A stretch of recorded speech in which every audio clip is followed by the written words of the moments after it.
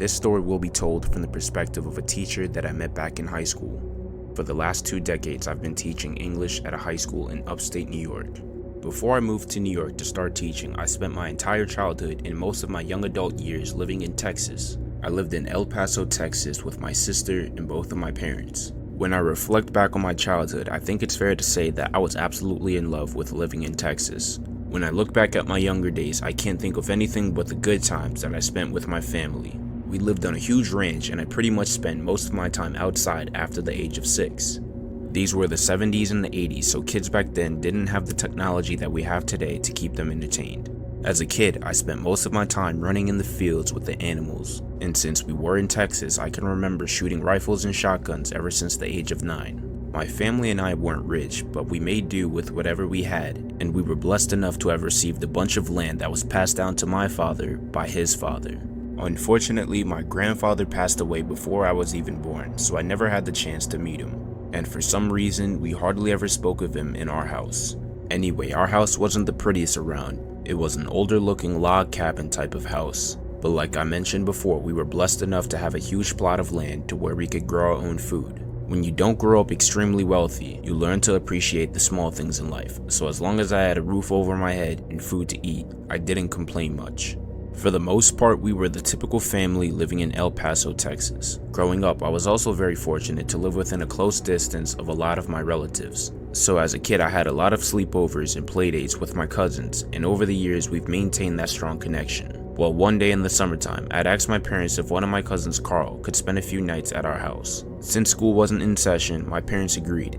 And just to preface, I can't remember the exact date that this happened, but if I had to guess, it took place somewhere in 1984 or 1985. Anyway, the first day that Carl came over to stay, we wasted no time to get started on the things that we always enjoyed doing. As usual, we spent the entire first day playing outside with the animals in the field, and we even went to a local lake to go duck hunting. In retrospect, those days were probably some of the happiest in my life because it always felt like I was hanging out with another brother. By the time we finished hunting at the local lake, it began to get dark, so we decided to make our way back to the house. Luckily, by the time we got back to the house, dinner was done, and everybody was waiting on us to start eating. When we finished our dinner, there wasn't really much to do, and by that time, we were completely zapped of all of our energy. So Carl and I decided to call it a day and went to sleep. The both of us woke up the next day, eager to get started on whatever the day had planned for us. Instead of it just being the two of us this time, we thought it'd be a good idea to ask my dad if he wanted to participate with us. Even though he was significantly older than us, he pretty much did the exact same things that we did as a child, so we figured he'd at least have fun doing it. We pretty much did the exact same thing that Carl and I did the day before. Except this time we had my dad to tag along with us so he could tell us a bunch of cool stories from when he was a kid. I remember walking back from the woods after we had finished bird hunting, and as we made our way back to the house, my dad began to talk about his father and what they did together when he was a kid. From what I understood, my grandfather was very active in my father's life. He taught my father the same exact things that I learned from my dad, but unfortunately, my grandfather's addictions got the best of him. As my dad continued to talk about his grandfather, he started to gather wood and leaves in the back of our yard to start a fire. While he was making the fire, he continued to explain to Carl and I how his father never used to really drink and smoke, but that quickly changed when he found out that one day his wife had passed away in her sleep. My dad explained that grandfather had never been the same after that day and pretty much drank and smoked his life away. In that moment, everything made sense to me. I realized that that was probably the reason why my dad liked to drink and smoke himself. And I asked him if seeing his father influenced him to start drinking and smoking. He admitted that he liked to drink, but he also confessed that he had never smoked a day in his life. I was beyond confused. I've definitely seen empty liquor bottles in the kitchen, and I'm almost positive that I smell and see freshly lit cigar smoke every single night.